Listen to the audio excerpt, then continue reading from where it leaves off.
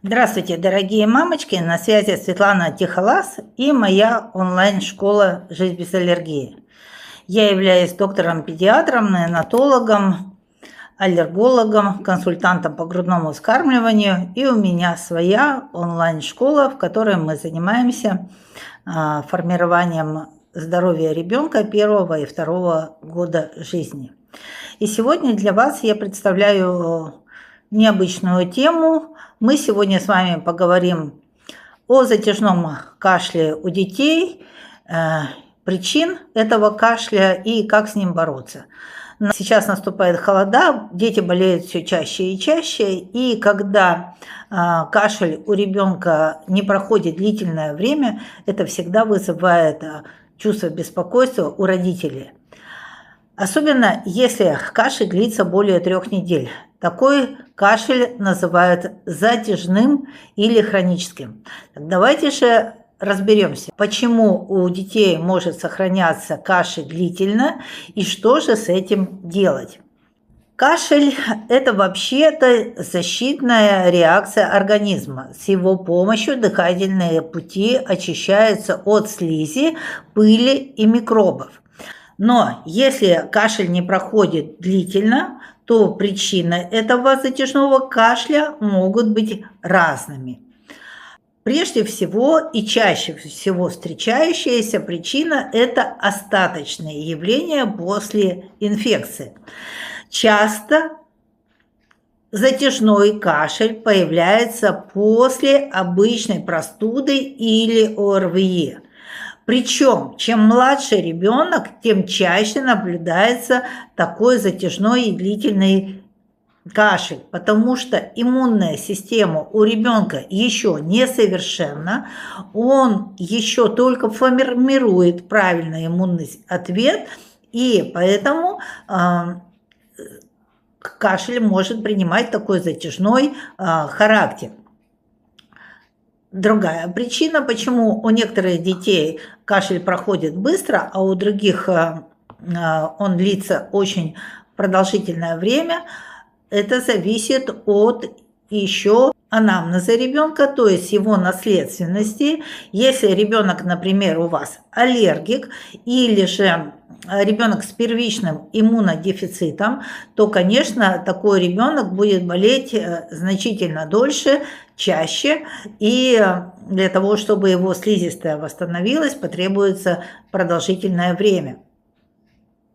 Почему он длится так долго? Потому что слизистая дыхательных путей еще не восстанавливается, и кашель сохраняется, хотя других уже симптомов заболевания нет. Нет интоксикации, нет температуры, ребенок уже прыгает, скачет, хорошо кушает, а вот кашель сохраняется долго.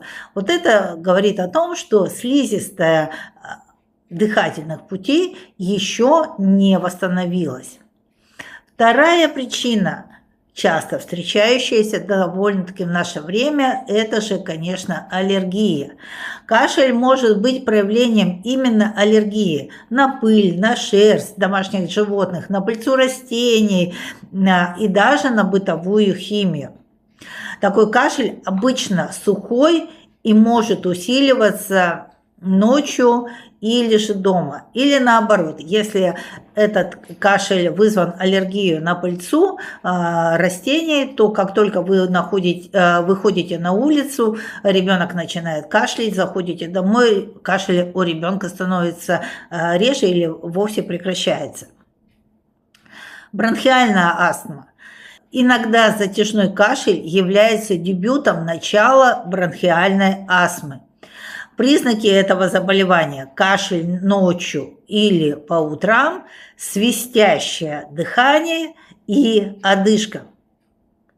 Следующей причиной длительного кашля у ребенка может быть гастроэзофагальный рефлюкс.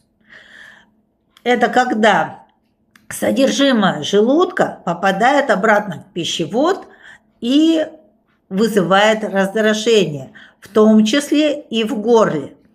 И может проявляться кашлем, особенно после еды или ночью. Пятая причина затяжного кашля – это проблемы с носом и с горлом, то есть хронические заболевания лор-органов. Затяжной насморк, аденоиды, хронический синусит – все это может быть вызвано так называемым постназальным затеком, когда слизь стекает по задней стенке глотки, раздражает рецепторы, которые находятся в слизистой глотке, и вызывает кашлевой рефлекс. Вот при таком постназальном затеке нужно обязательно обращаться к лор-врачу, и лор-врачи прекрасно справляются с этим кашлем, и нужно в такой ситуации лечить именно основное заболевание лор-органов. Шестая причина вот такого затяжного кашля может быть крыться во внешних факторах, то есть сухой или загрязненный воздух, табачный дым, резкие запахи. Все это может вызывать у ребенка рефлекторно кашель. Иногда кашель появляется у детей, если в квартире очень сухой воздух или ребенок часто дышит холодным воздухом. Ну, например, вы живете на Крайнем Севере или в каких-то холодных климатических условиях, и вот такой очень холодный воздух может вызвать у ребенка рефлекторный кашлевой рефлекс. Когда же нужно обязательно обратиться к врачу? Если кашель у ребенка длится более 3 или 4 недель, появилось кровохарканье, то есть кровь в мокроте. Это очень грозный признак. В этой ситуации нужно немедленно обратиться к врачу за помощью для того, чтобы ребенка углубленно и тщательно обследовать. Ребенок жалуется на боль в груди.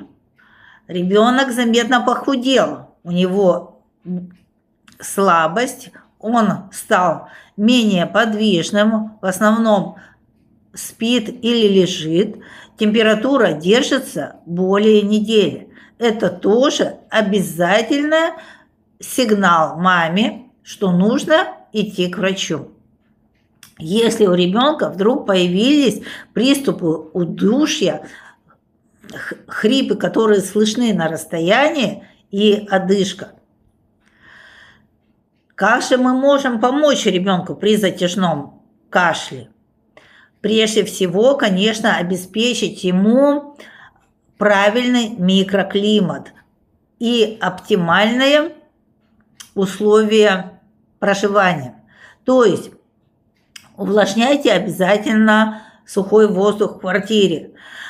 Вот сейчас у нас осень, включили отопление, отопительный сезон, воздух в квартире начинает быть очень сухим. Оптимальная влажность воздуха составляет 50-60%. Для этого вы можете применить специальные увлажнители воздуха, которые абсолютно доступны сейчас в наше время. И не забывайте ежедневно проветривать квартиру или дом. Ни в коем случае не сидите в спёртом, в запертом воздухе. Квартиру нужно обязательно проветривать, чтобы был доступ свежего воздуха. Давайте ребенку в обязательном порядке как можно больше пить. На это родители редко обращают внимание, но это ключевое для того, чтобы ребенку быстрее справиться с затяжным кашлем. Давайте теплую воду, компоты, морсы. Жидкость помогает разжижить мокроту и облегчить ее выведение. Не занимайтесь самолечением. Ни в коем случае сами не назначайте антибиотики без назначения врача. В 90% случаев кашель вызывается вирусами или аллергией, а не бактериями. Так запомните, антибиотики действуют исключительно на бактерии. На вирусы антибиотики не действуют. И если мы даем антибиотики без показаний, то они наносят вашему ребенку непоправимый вред. Они губят его иммунную систему на корню, хотя иммунная система ребенка и так несовершенна. У маленького имеется в виду ребенка, у которого только идет формирование иммунной системы. И если мы даем ему без показания антибиотики, а ребенок маленький болеет очень часто, и до 10 раз в год, если особенно он идет в детское дошкольное учреждение, и мама, если бездумно вот так дает, ребенок заболел, ага, антибиотики, заболел антибиотики без назначения врача, то считайте, что вы просто на иммунной системе ребенка поставили крест. Призываю вас этого категорически не делать. При лечении затяжного кашля применяйте безопасные, но очень эффективные фитопрепараты.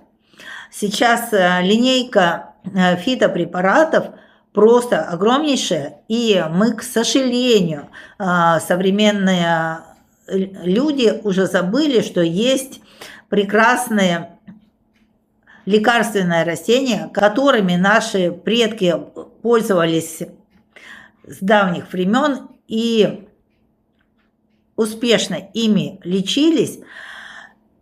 И такие растительные препараты могут значительно облегчить затяжной кашель и ускорить выздоровление, потому что в этих препаратах содержатся биологически активные живые компоненты, которые очень эффективны при лечении затяжного кашля.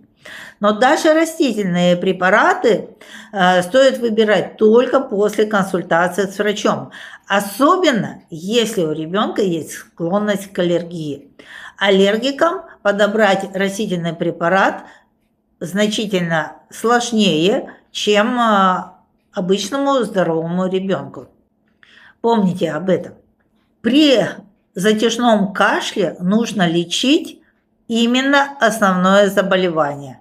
Насморк, аллергию, астму, проблемы с желудком. Лечить именно нужно их, потому что в них кроется причина затяжного кашля. Для этого потребуется консультация или же лор-врача, или аллерголога, или гастроэнтеролога, или, может быть, даже пульмонолога. Или же у ребенка может быть сочетанная патология, и здесь придется разбираться с ребенком докторам смежных специальностей. Теперь давайте поговорим, что же делать категорически нельзя, если у ребенка есть затяжной кашель. Не давайте ребенку препараты от кашля, которые именно подавляют кашель, например, такие как кодеин, без назначения врача. Не используйте горчичники и банки. Они давно доказали свою неэффективность и даже могут быть опасны для детей младшего возраста. Не игнорируйте длительность кашля. Если он продолжается более 3 недель, необходима обязательно консультация педиатра. Итак, давайте подведем итоги нашей сегодняшней беседе. Затяжной кашель у ребенка – это не всегда опасно, но важно выяснить именно причину этого кашля и помочь ребенку восстановиться. Чаще всего дело именно в вирусных инфекциях, очень часто в аллергии или же в особенностях микроклимата. Главное не паниковать, а внимательно наблюдать за ребенком и своевременно обращаться к врачу. Если у вас есть ребенок с затяжным кашлем, и вы не знаете, куда обратиться и что с этим затяжным кашлем делать, записывайтесь на мою онлайн-консультацию, которая проходит в режиме часовой консультации, где мы с вами разберем весь анамнез вашего ребенка, и я вам дам пошаговую инструкцию, что вам нужно делать дальше. То есть вы на конце консультации получите рекомендации, что вам нужно сделать, чтобы у ребенка этот длительный кашель прошел. Если вам это видео было полезно и вам оно понравилось, поставьте, пожалуйста, лайк или сделайте репост, или напишите какой-то комментарий. Если вам необходимо задать вопрос, тоже можете написать, и я вам постараюсь ответить. А также подписывайтесь на мои каналы, которые я веду в ВК, Телеграм, YouTube, чтобы не пропустить новые обучающие видео. На моих каналах огромное количество обучающих видео, цель которых сделать вас грамотными мамами. На этом с вами прощаюсь. Будьте здоровы. Всего вам доброго.